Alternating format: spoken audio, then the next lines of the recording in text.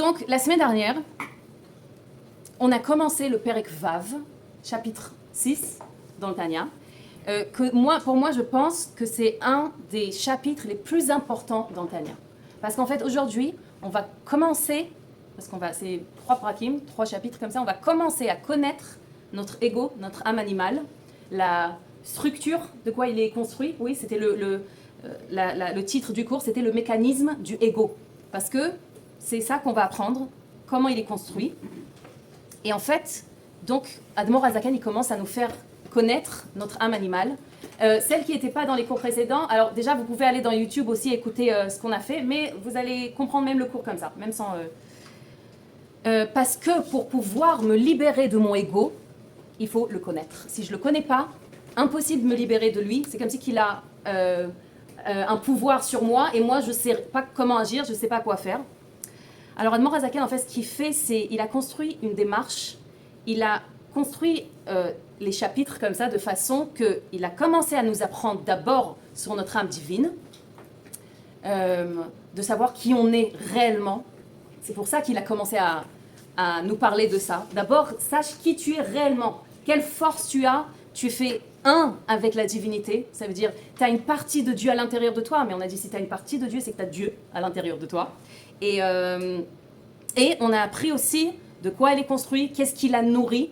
On a appris que c'est quoi qui nourrit la Neshama, c'est l'étude de la Torah, de la Chassidut, de tout, enfin Halacha, Torah.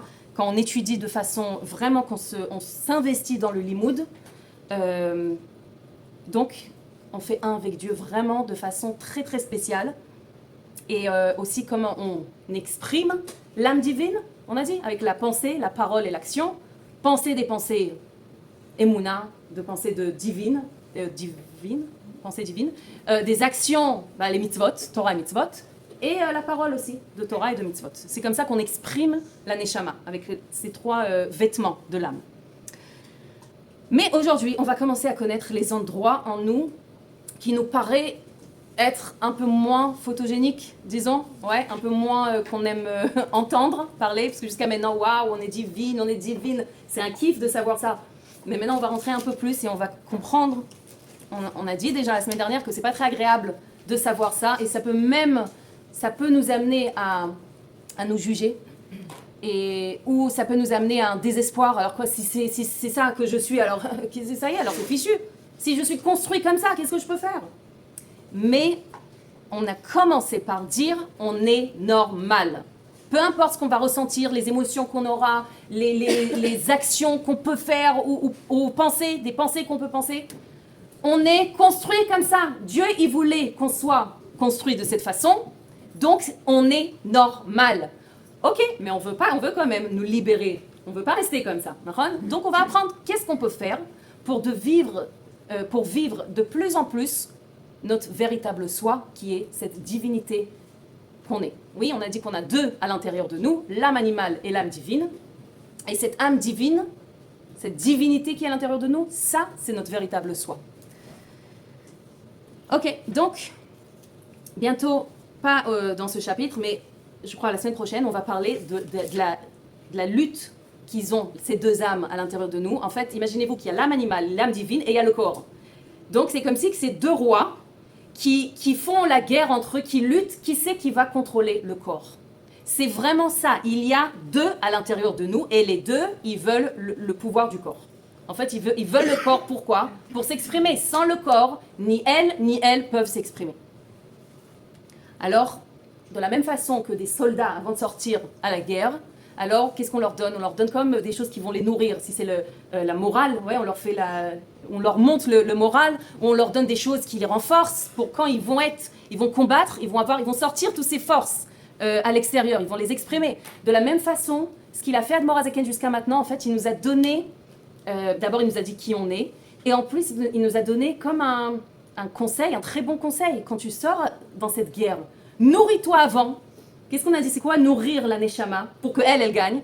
Étudie la Torah, étudie la Chassidut. Comme ça, quand tu vas être dans ta vie, toute la vie, on est dans cette guerre. Chaque seconde, on est dans cette lutte. D'accord? Quand tu vas être dans cette lutte, tu vas donner plus de la force à ton âme divine. Et ça, c'est ce qu'on a dit. Comme ça, on renforce les muscles de l'âme divine avec la chassidoute, avec la Torah, avec même quand on étudie, on fait le un petit truc que j'ai lu, ça y est, hop, j'ai renforcé les muscles de l'âme divine. Je suis prête à une journée de lutte. C'est pour ça qu'on commence, on ouvre les yeux, on dit Modéani, on ouvre les yeux, on commence déjà avec une fila, avec quelque chose de Odaya, de remerciement. Et c'est exactement ce qu'on est en train de faire là maintenant. On est en train de nourrir notre Neshama. Là, c'est la salle de sport de la Neshama. On est en train de se renforcer et c'est super. Voilà. Et c'est pour ça d'ailleurs qu'on a envie de retourner encore et encore à des cours de Torah. Vous savez que le Rabbi Rayatz, il a dit, le Rabbi Rayatz, c'est le beau-père du Rabbi, le Rabbi précédent en fait, il a dit qu'un cours de Torah, il doit être d'une façon qu'on a un plaisir du cours. Chez Nehenim Mimeno. D'une façon tellement que t'as néné, que tu vas dire à quelqu'un d'autre de venir au cours. C'est comme ça. Et j'ai pensé que c'est mamash comme like et share. Like et share.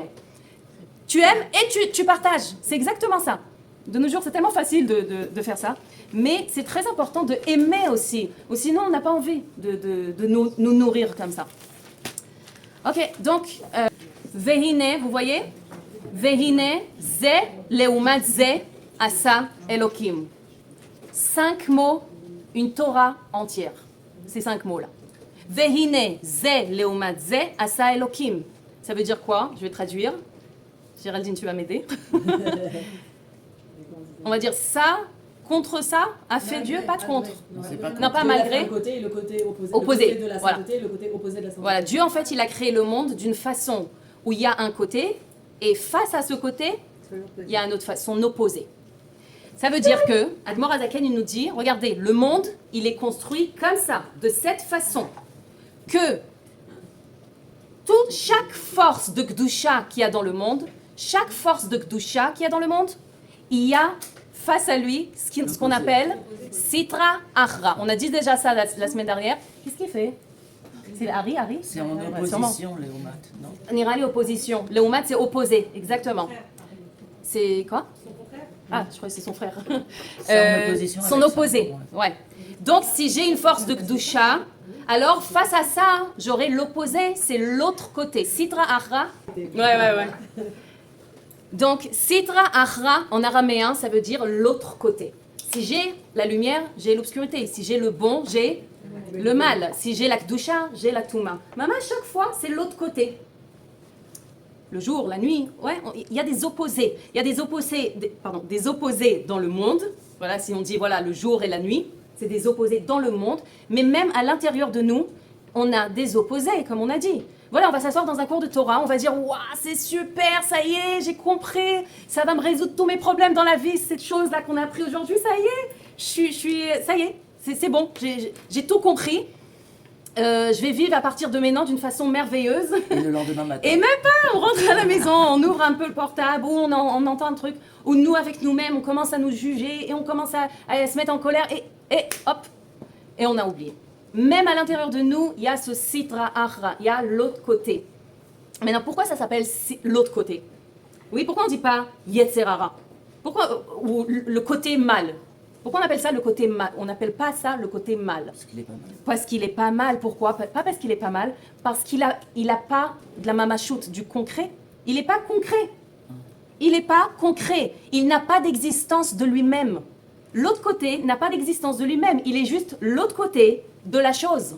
Je vais donner un exemple pour comprendre. Il est l'autre côté de la Kdusha, en fait. Par exemple, l'obscurité. C'est quoi l'obscurité? L'obscurité, elle n'a pas d'existence. C'est juste un manque de lumière. Quand il n'y a pas de lumière, alors il y a de l'obscurité. Mais je ne peux pas, je vais amener de l'obscurité. Il n'y a pas. De la lumière, on peut amener. Mais l'obscurité, c'est juste on enlève la lumière. Alors ça crée...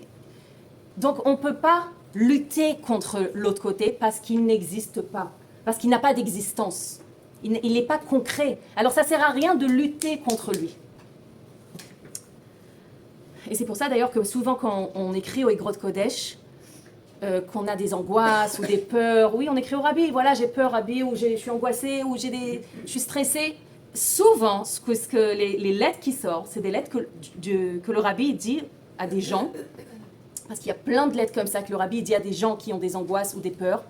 Étudiez quelques phrases du Tanya, ou des Mishnayot, ou des Teilim même, Krovat Alevavot, quelques phrases, étudiez-les par cœur, apprenez par cœur. Et quand vous avez des angoisses comme ça, dites les phrases. Pourquoi? Parce que quand il y a de l'obscurité, on a dit, on ne lutte pas contre ça. Je ne commence pas à dire, ah, pourquoi je suis comme ça? Pourquoi je suis comme ça? Attends, mais je vais essayer de... Ça ne sert à rien de lutter contre ça. Mais qu'est-ce que oui, je peux faire? Quand il y a de l'obscurité, allume la lumière. C'est tout, pas chaud de merde. C'est obscur, rajoute de la lumière. Pas rajoute, allume la lumière. Parce que la lumière, elle est déjà en toi. Dévoile la lumière. Alors en faisant des Teilim ou du Tanya ou quoi, j'ai allumé de la lumière.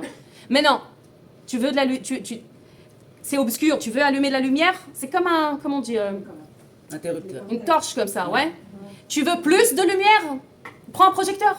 Combien de lumière que tu veux? Rajoute. C'est à toi, c'est donné à toi.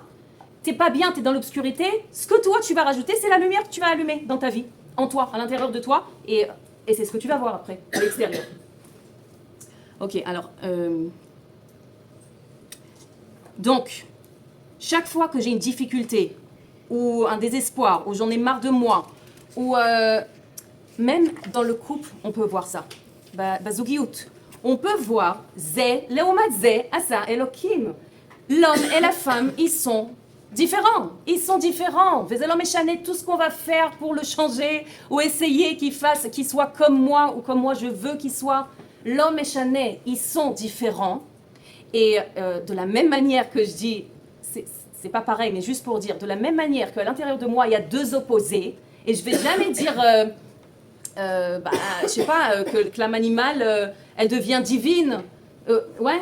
Donc l'homme, le seul moyen que j'ai pour vivre heureuse, c'est de dire, c'est comme ça.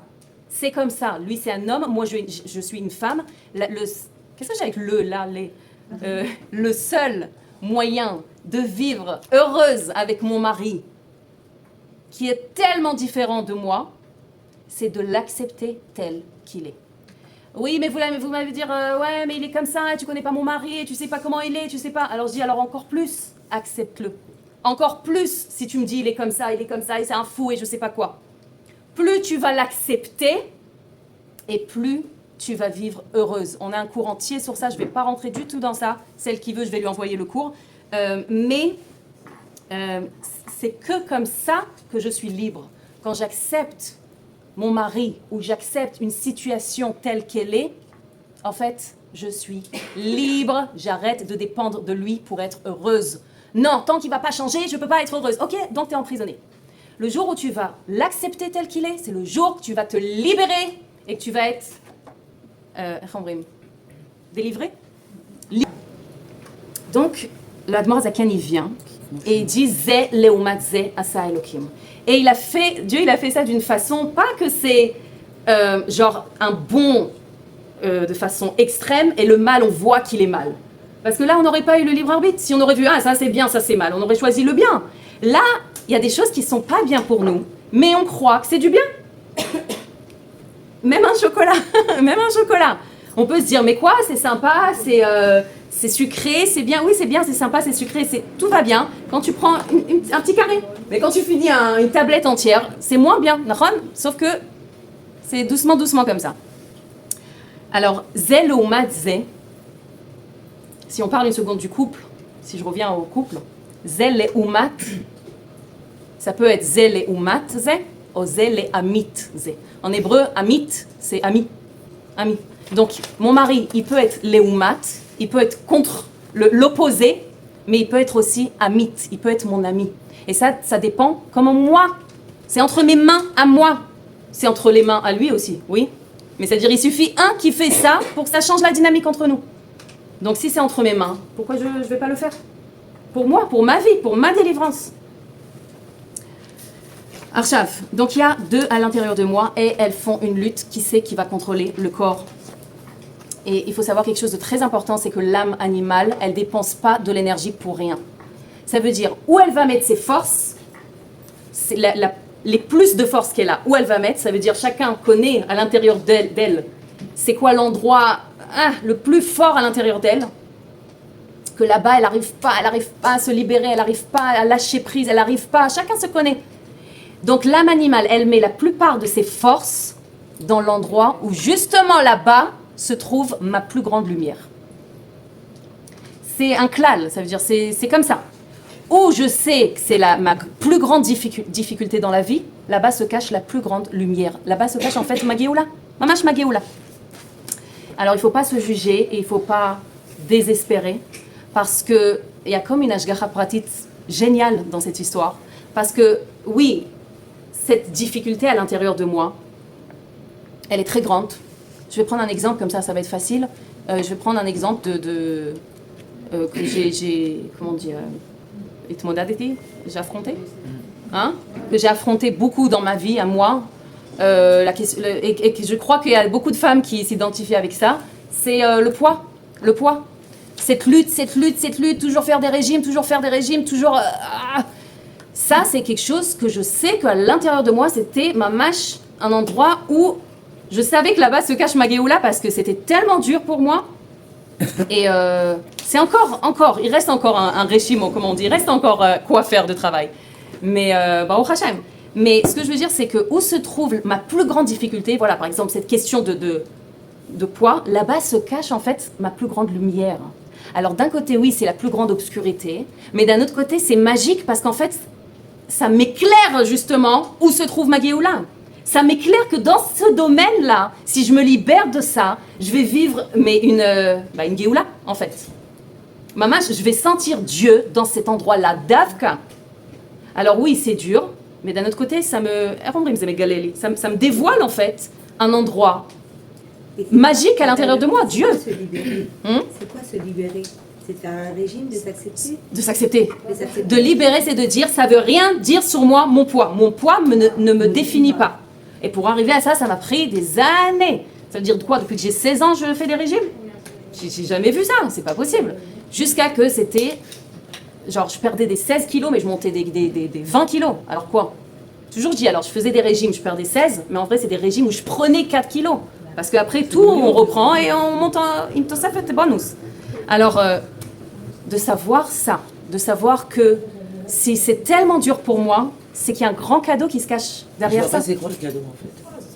De m'accepter comme je suis, mais c'est énorme. Non, de se libérer. De se libérer, qu'il n'y a rien qui me définit, qu'il n'y a rien qui me... ça veut rien dire sur ma valeur. Ma valeur intérieure ne dépend pas de mon poids. Mais ça n'a jamais dépendu de ton poids. Ah, jamais. Mais mon âme animale, c'est ce qu'elle m'a raconté. Ah. Mais c'est ça de se libérer de cette histoire qu'elle me raconte. Si tu vas pas être à ce poids, alors... avec. Oui, Donc, le truc, c'est que, comment dire, manger, enfin, je pense que c'est bon pour toi, hein, mais on doit quand même arriver à manger sainement. Bien sûr, tout est important.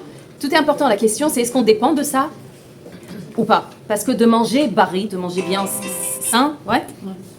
Mais en croyant que ça me donne, que ça me définit, eh ben c'est encore plus grave que de manger des bonbons ou des je sais pas quoi. Parce que ça me ronge à l'intérieur, ça veut dire. L'ego me raconte une histoire et moi je tombe dans ça et je... Se libérer, c'est de se libérer des histoires. Il y a plus des histoires en fait quand je viens manger. Non, ça ne doit pas être excessif. Attention quoi. Ken aval... Sans que ça soit... C'est sûr, je vais te dire quelque chose. Quand on se libère de l'histoire du ego, en général ce qui se passe, c'est qu'on vient à être équilibré.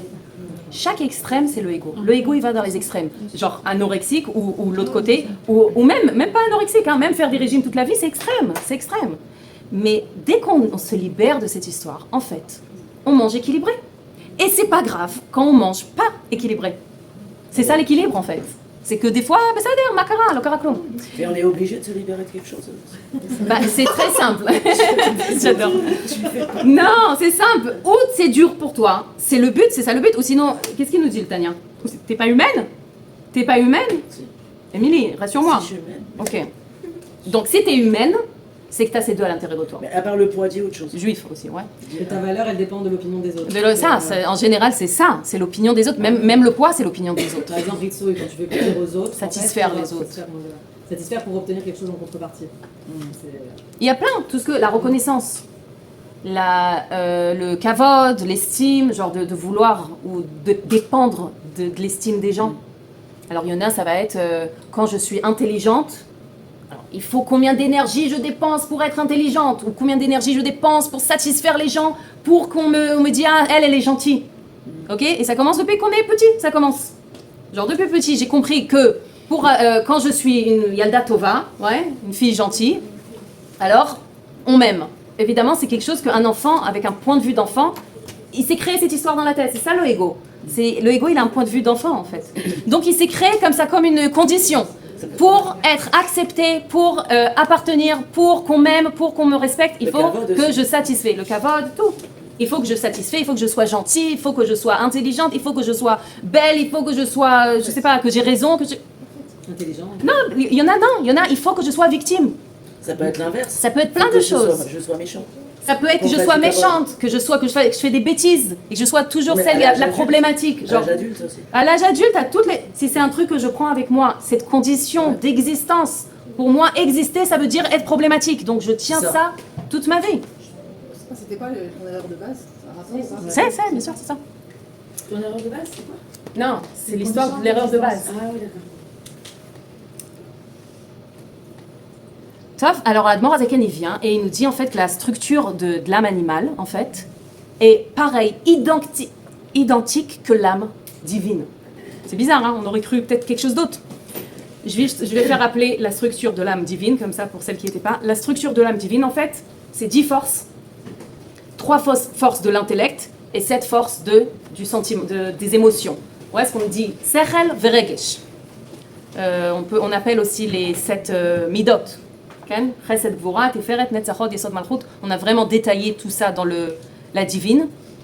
Et après, donc il y a 10 forces, et les 3 vêtements, la pensée, la parole et l'action.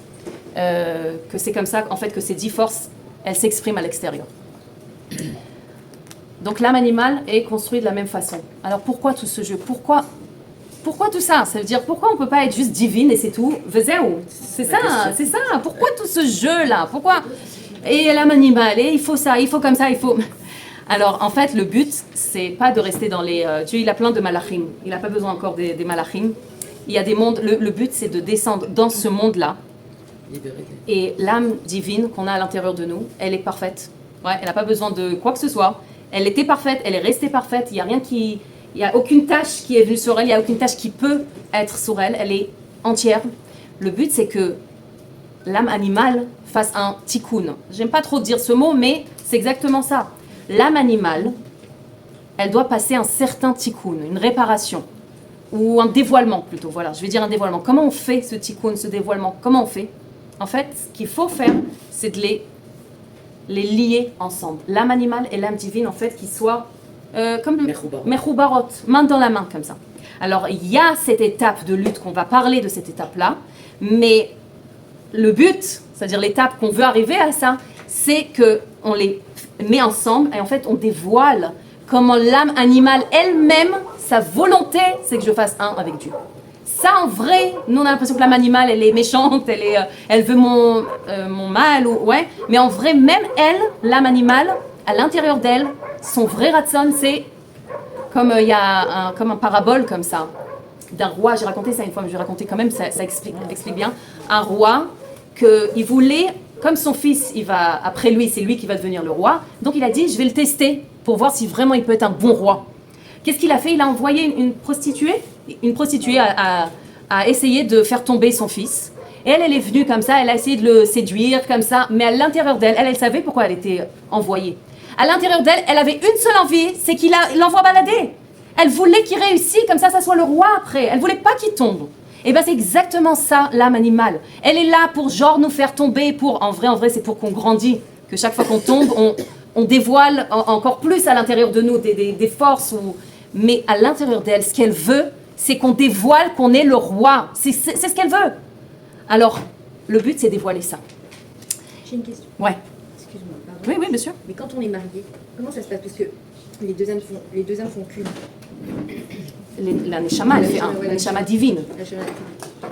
Mais là aussi, il y a les deux forces. Ouais, vous êtes 3. On dit comme ça, le rabbi dit que, justement, je voulais parler de ça aujourd'hui, que quand 2 juifs se rencontrent, c'est 2 âmes divines avec une neshama animale, avec une âme animale. Ah, c'est que une. Une animale. Ouais, comme on ça n'a on pas dit. chacun la sienne. Non. On n'a pas les... Et ben c'est comme ça. Quand 2 juifs se rencontrent, c'est 2 âmes divines face à une âme animale. Donc c'est comme si c'est une force, comme ça, C'est pour ça les chavrutot, la nachon, c'est bien d'étudier ensemble, c'est bien de... Et on va parler de ça d'Afka Odman, c'est une très bonne question. Non mais excuse-moi, quand tu dis que l'âme animale, elle veut que, comment dire, elle est là pour nous, comment dire, pour nous faire tomber. Elle veut nous faire tomber, L'âme animale, à la base, elle est là pour qu'on mange, pour qu'on boit. Elle nous pousse à survivre, en fait. Ok. D'accord. Sauf qu'elle s'est trompée un peu. Elle commence à nous raconter des histoires que si tu vas pas faire ça, tu vas pas survivre. Si t'as pas de reconnaissance, si t'as pas de kavod, si t'as pas d'estime, c'est un danger existentiel. D'accord. De la même manière qu'elle nous dit si tu manges pas, tu vas pas vivre.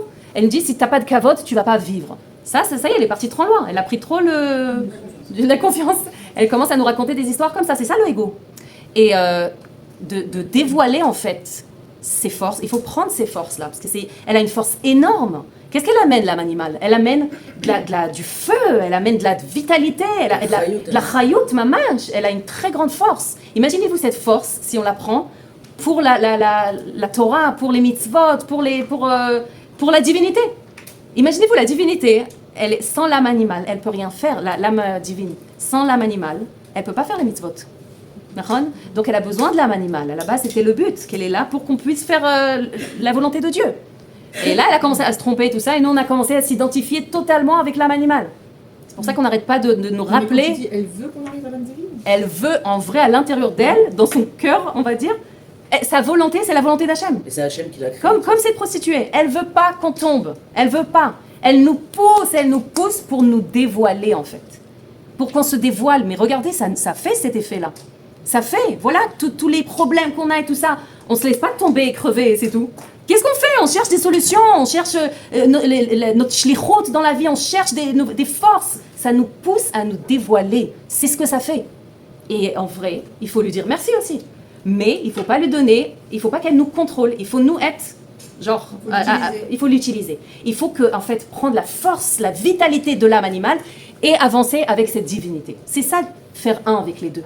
De prendre les bonnes choses qu'elle donne. Et qu'est-ce qu'elle donne, l'âme divine? Elle donne la tranquillité, la sérénité, le shalom, l'amour. C'est ça qu'elle donne, l'âme divine. Donc faire les deux ensemble, imaginez-vous ce que ça va donner.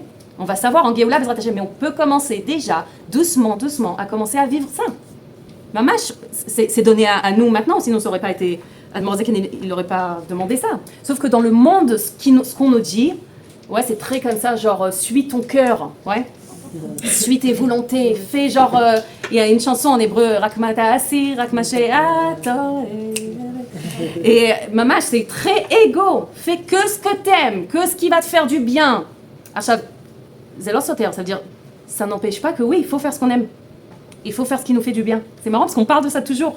Mais c'est quoi ton but? C'est quoi ton but? Est-ce que ton but, chaque fois on dit, ta shlichut.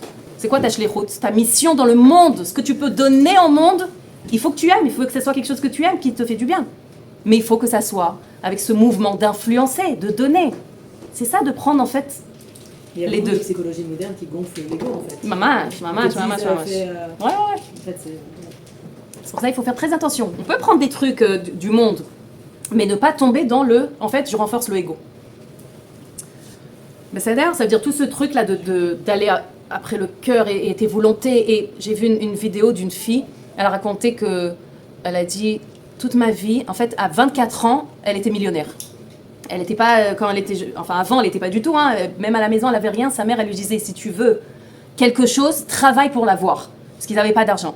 Et donc, toute sa vie, son moteur, sa motivation, c'était en fait le survie. Donc, elle a trouvé un travail, elle a été comme vraiment pour survivre. Donc, elle est devenue millionnaire. Alors, elle a en fait atteint son but. Et maintenant, du coup, elle disait, j'ai plus de motivation, parce que ma motivation, c'est le survie. Ça y est, je suis arrivée, au top. Elle a dit, et là, elle était déprimée. Elle a dit, c'est pour ça que vous m'avez pas vue. Je la connais même pas, mais c'est pour ça que vous m'avez pas vue en ce moment. J'ai dit, ah bon? Mais en fait, ce qu'elle a dit, c'est que elle est en train de te chercher. J'avais envie de lui envoyer un message, étudie le Tania. Ça veut dire, tu vas voir, en fait, cherche une shlichut, cherche, c'est quoi le sens de ta vie? Pas qu'est-ce que tu peux encore... Elle va trouver, je suis sûre qu'elle va trouver un truc comme ça. Mais ça veut dire que...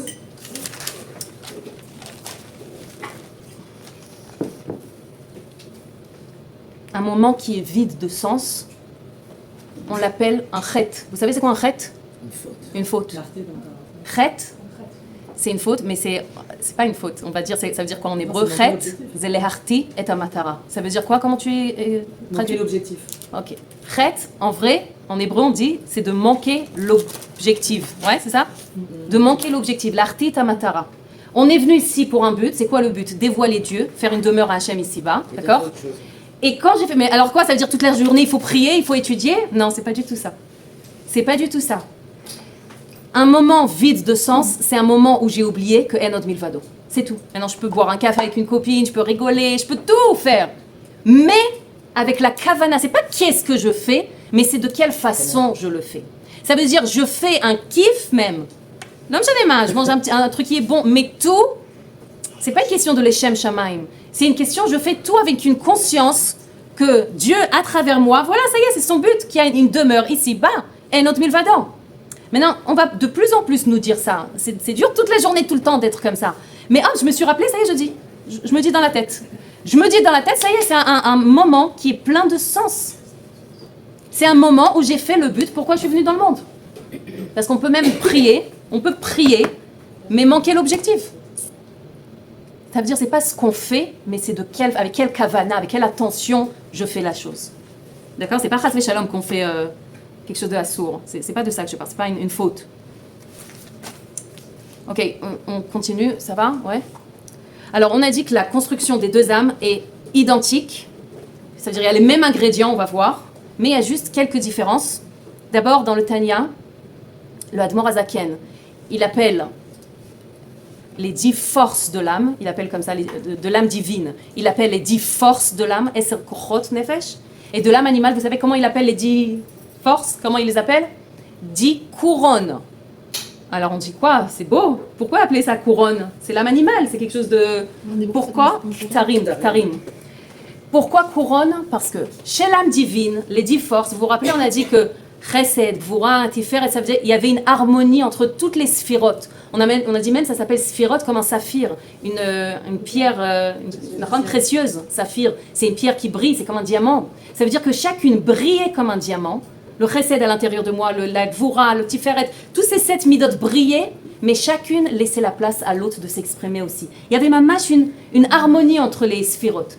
Mais chez l'âme animale, pourquoi ça s'appelle Eser Ktarim? Chacune, elle veut la couronne. Chacune, elle veut que elle. Elle laisse pas la place à l'autre. Elle laisse pas la place à l'autre. Donc, elle veut que elle s'exprimer. Alors, c'est pour ça qu'il appelle Ktarim, parce que chacun là-bas veut être que lui, le roi. La première différence entre les deux âmes, la motivation, le moteur de l'âme divine, c'est la volonté, vous vous rappelez, on a dit ça au début, c'est de poser la question, qu'est-ce qu'on a besoin de moi dans ce monde? Pourquoi je suis venue? Qu'est-ce qu'on a besoin? Qu'est-ce que je peux rajouter au monde? C'est ça la question de l'âme divine. Que alors l'âme animale, c'est quoi sa volonté? C'est quoi sa motivation, son moteur? C'est égoïste. Qu'est-ce que moi je peux profiter? Qu'est-ce que moi je peux gagner? Moi, ou moi je peux profiter de cette situation. On est tous comme ça, d'accord? C'est pas méchant, ça peut être très fin même les volontés égoïstes qu'on a. Mais on va donner un exemple juste pour voir. Chesed, dans l'âme divine, un amour qui dépend pas de rien, un amour qui dépend de rien. Avat Hashem, aimer Dieu, aimer son prochain, mais de façon vraiment sans aucun intérêt, genre la tzedaka, donner le don, mais donner d'une façon sans intérêt, désintéressée. C'est très dur de donner de façon désintéressée, parce que je parle même pas genre de donner et de filmer, je parle pas de ça, genre c'est pas, mais toujours il y a un intérêt, si c'est le kavod, si c'est se sentir plus que la personne, ou même dépendre du chesed. Ça veut dire quand je donne, je sens que j'ai une valeur. Donc c'est aussi un intérêt. Ok, je dis pas que il faut pas penser maintenant alors c'est grave, alors je vais arrêter de donner, pas du tout. Parce que les pauvres qui sont face à vous, ils sont rassasiés, c'est le principal. Après, vous faites vous libérez de ce ego, mais continuez à donner. Et le truc, c'est que juste pour regardez la différence entre le chesed chez l'âme divine, elle donne sans intérêt. Par contre, l'âme animale, elle utilise aussi le chesed, mais pour son bien. Qu'est-ce que moi, je gagne de donner à l'autre? Je gagne quoi? Du kavod, de l'estime, ou même, peut-être, je sens que ça me rajoute dans ma valeur, moi, que ma valeur dépend de ça. Comme on a dit tout à l'heure, qu'on a une condition comme ça, quand je donne, j'ai une valeur. Voilà, il y en a qui se baladent dans le monde, quand je donne, j'ai une valeur, ils ne peuvent pas ne pas donner. Même quand on leur dit non, laisse tomber cette semaine, il n'y a pas besoin ou quoi, elle n'est pas bien. Elle n'est pas bien, elle peut étouffer presque. Parce que c'est son existence, c'est sa vitalité. Veshuv, ze beseder, d'accord? On a dit on est normal, c'est Dieu qui nous a construit comme ça, c'est son problème. Alors, ok, Gvura, la rigueur. La rigueur dans l'âme divine, c'est Hirat Shamayim, mettre des limites de façon saine et correcte, d'accord? Parce que c'est très important de mettre des limites, mais il faut le faire avec une anava et avec la chaleur du cœur. Chinour, le chinour, mais de façon que je vois le chinour, l'importance du chinour devant mes yeux, et pas qu'est-ce que comment moi ça me définit. Ouais, par exemple, quand j'éduque mon enfant, mais ce que j'ai dans ma tête, c'est juste comment il a pu faire ça. Ça veut dire quoi sur moi? J'ai échoué mon chinour? Ou qu'est-ce que ça veut dire que je suis une mauvaise maman? J'ai pas éduqué, ouais. Dans l'âme divine, la rigueur, c'est que je vois, pas moi, mais je vois le bien de l'enfant.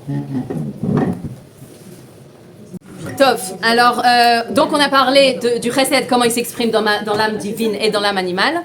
Et la gvura, comment elle s'exprime dans l'âme divine. Et comment elle s'exprime dans l'âme animale? Dans l'âme animale, elle s'exprime avec de la colère, la rigueur, de la colère, de l'agressivité. Parce qu'en fait, dans l'âme animale, tellement on s'aime, le ego, tellement il est important à ses yeux, même les gens qui se détestent, en fait, ils s'aiment trop. D'accord? Même les gens qui se disent je me déteste, je m'aime pas, je me dégoûte ou quoi, c'est parce qu'en fait, le ego, tellement il s'aime, d'accord, qu'il veut en fait. Ouais, ça. En fait, bon, je vais pas rentrer. Ouais, c'est tout un sujet. Mais quelqu'un, tellement le ego il s'aime, que chaque chose qui menace son existence, il le déteste et il est en colère contre et il veut l'annuler. Ce que ça fait des fois, oui, des personnes, même nous, ça peut nous arriver, peut-être avec plus de classe, plus de finesse, ouais, mais on peut marcher sur quelqu'un, ou enlever quelqu'un, ou baisser quelqu'un, ou bouger quelqu'un de mon chemin, pour moi, pour faire ce qui est bien pour moi. Et ça, c'est la rigueur. Et si on parle de chinour, il y a un chassid qui s'appelait Rab Meir Belejinsky, que lui, il était tellement connecté avec son âme divine, il vivait vraiment ça au quotidien. Qui c'est Un Rab Meir Belejinsky, comme ça il s'appelle. Et une fois son fils, il est sorti de la maison, un petit, il est sorti de la maison tout seul et il est parti très loin, et il est parti à côté de la route, c'était vraiment très très dangereux. Donc quand ils l'ont trouvé, alors il a dit je suis obligé de le punir pour qu'il comprenne que c'était très grave. Mais avant de le punir, il est rentré dans une chambre et il a pensé pendant 1 heure avec lui-même, est-ce que la tannée que je vais lui donner, c'est pour moi, pour me calmer, c'est mon ego, pour me calmer, ou est-ce que c'est vraiment pour le chinour, pour lui, pour qu'il comprenne qu'il a dépassé une limite et que c'est assourd, et que c'est... 1 heure, il est resté comme ça, et quand il a compris que c'est pour le petit qui le fait, il est sorti, il lui a mis une tannée. Mais c'était vraiment réfléchi, c'était vraiment... il a compris que c'est bichlal pas. Maintenant, je dis pas qu'il faut donner des tannées ou pas, c'est pas la question. Ouais, ça c'était. Mais même gronder, ok, même crier, gronder ou je sais pas quoi. Pourquoi je le fais? Pour me calmer. En fait, c'est ça le but. Identifier d'où cette mida là maintenant elle sort. Est-ce que cette rigueur, elle vient de la divine? Je fais vraiment pour le chinour, ou ça vient de l'âme animale. Regarde, juste je vais mettre en mode avion parce que je vois que j'ai pas mis. Mais si ça vient de l'âme animale, ça s'exprime forcément par de la Alors je vais vous dire de la colère, de l'agressivité, où on met des limites, mais pas d'une bonne façon, genre d'une façon qui vexe la personne, ou que tu l'attends, en fait. ou j'étouffe même la personne. Vraiment, Mais ce que je voulais dire, c'est que donc comment on identifie, on va comprendre comment on identifie d'où cette mida elle vient. Mais d'abord, je vais dire encore une différence qu'il y a on a dit que c'est la même structure, mais il y a quand même une différence. Alors, dans l'âme divine, il y a l'intellect, c'est comme ça l'ordre. Ça commence par l'intellect, oui, l'émotion, et après les vêtements. La pensée, la parole et l'action. D'accord? Je vais donner un exemple. Je pense, par exemple, une pensée positive. Donc, ça, par exemple, il se passe quelque chose, ok? Il se passe quelque chose qui fait peur à l'extérieur.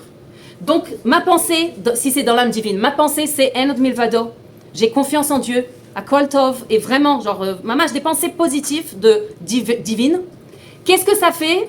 N'oubliez pas que les forces de l'intellect, c'est comme papa et maman. Et Chokma Vebina.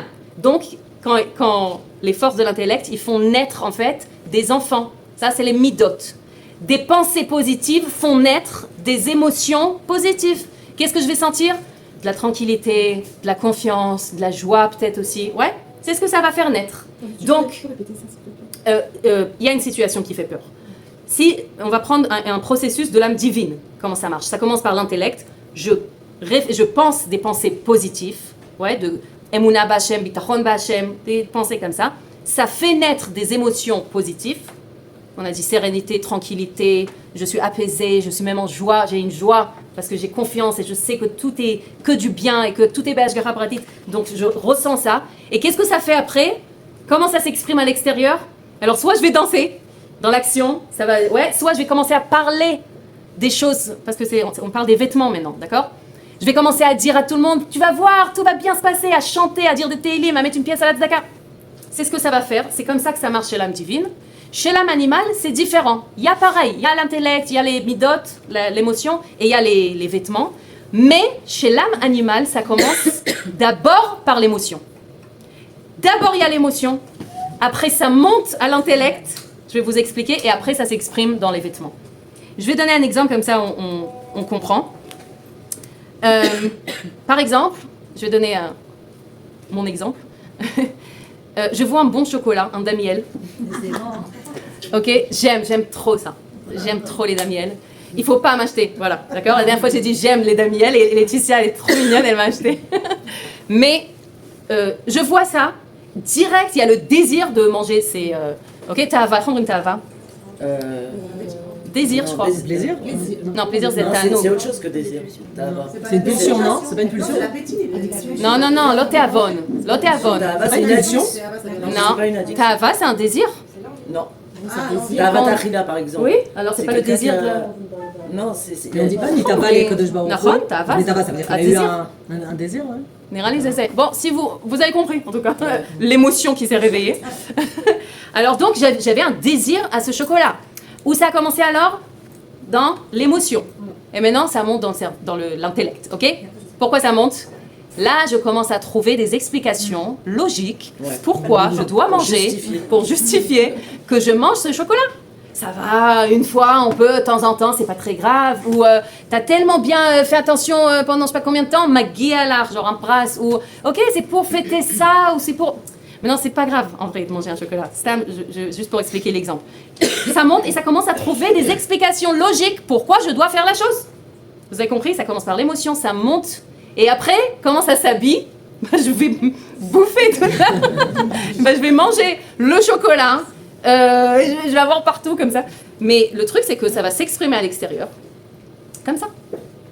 Peut-être après, comment aussi ça va continuer avec des remords, la culpabilité. Ouais, qu'ils aiment mitlabesh gam bemarshava, bedibour, bebemaase. Donc ça, voilà, l'âme animale, comment elle fonctionne.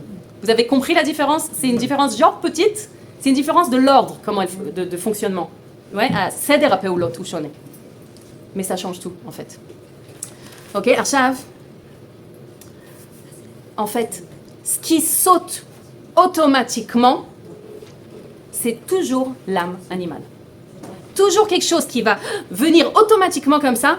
D'ailleurs, quand on a parlé tout à l'heure d'éducation, ouais, réaction, c'est jamais une éducation. Réagir à quelque chose que l'enfant y fait, c'est l'âme animale. Parce que c'est venu automatiquement. Tout ce qui est réaction directe comme ça, une réaction à ce qu'il a fait, c'est automatiquement, c'est l'âme animale. C'est elle qui saute en premier. Toujours, tout ce qui est automatique, tout ce qui est naturel, et c'est naturel, là, on est comme ça. Mais tout ce qui est naturel, elle s'appelle aussi un nefeshativ it. Comme ça, elle s'appelle l'âme animale. L'âme naturelle. Donc tout ce qui est nature, qui saute comme ça, on sait que c'est l'âme animale. Et donc, en fait, ce que je dois faire, c'est que quand j'identifie que ça monte, je vais donner encore un exemple pour qu'on comprenne. Une fille que, direct, quand il se passe quelque chose à l'extérieur qui fait peur ou quoi, ou même pas, mais elle a cette tendance directe d'avoir peur. Donc quand il y a quelque chose, hop, qu'est-ce qui saute automatiquement? Une peur. J'ai peur. Direct, ok? Alors, après, encore une fois, ça va monter en haut, et l'intellect, il va justifier pourquoi elle doit avoir peur. Oui, c'est dangereux parce que s'il va aller, après, il va savoir qu'est-ce qui va se passer. Et ben, tous les films qu'on a, c'est exactement ça. C'est l'émotion qui est montée après à l'intellect, et l'intellect est en train de justifier pourquoi tu dois continuer à avoir peur. Le ego de l'intellect, évidemment. L'intellect du ego. C'est-à-dire, alors, qu'est-ce qui se passe comme ça, dans une situation comme ça, où l'automate, il saute, et donc on sait que c'est l'âme animale, ça commence par l'émotion, je sens déjà, là je suis dans l'émotion, je sens que ça déborde, ça me submerge, ça me submerge comme ça. Donc, avant que ça monte dans l'intellect et que je commence à trouver des explications et des justifications, je m'arrête une seconde et je fais, en fait, activer l'intellect de la divine. Mais c'est-à-dire, c'est pas évident de le faire. Parce qu'il faut, en fait, que... Automatiquement, qu'est-ce qui se passe? C'est l'intellect, il est au service de l'animal. Mais nous, on veut passer à l'intellect divine, de la divine. De commencer à penser positif, à parler positif, à agir positif. Ça commence déjà par l'intellect, d'abord. Je vais commencer à expliquer pourquoi non. Pourquoi Enod Milvador, pourquoi il faut avoir confiance, pourquoi...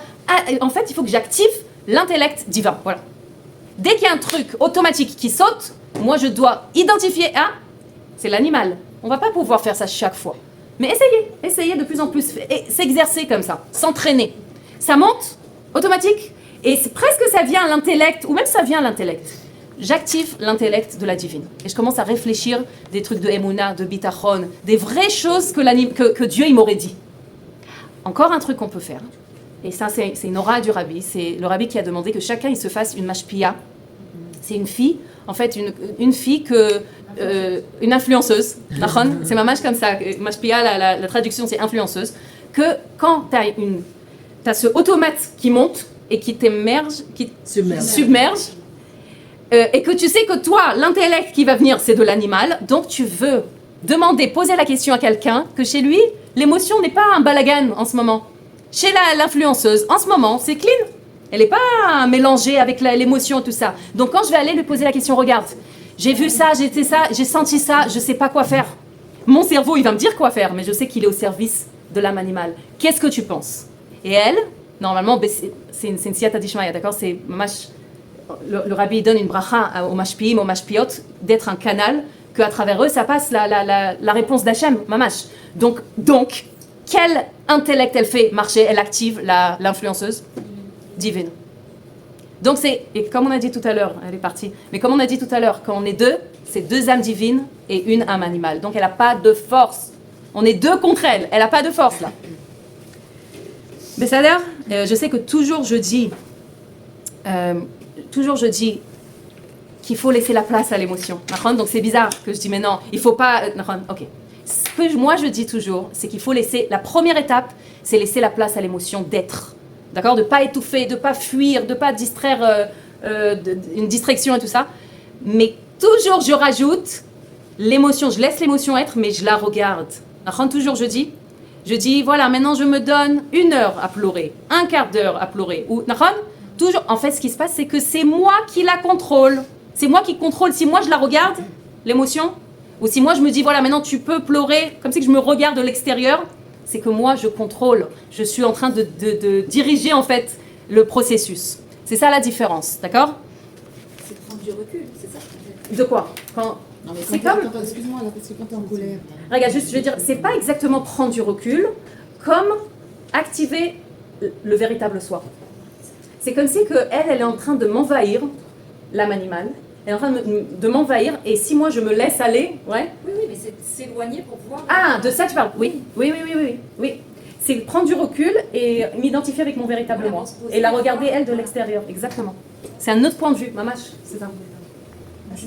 Mais ça a l'air, voilà, c'est tout.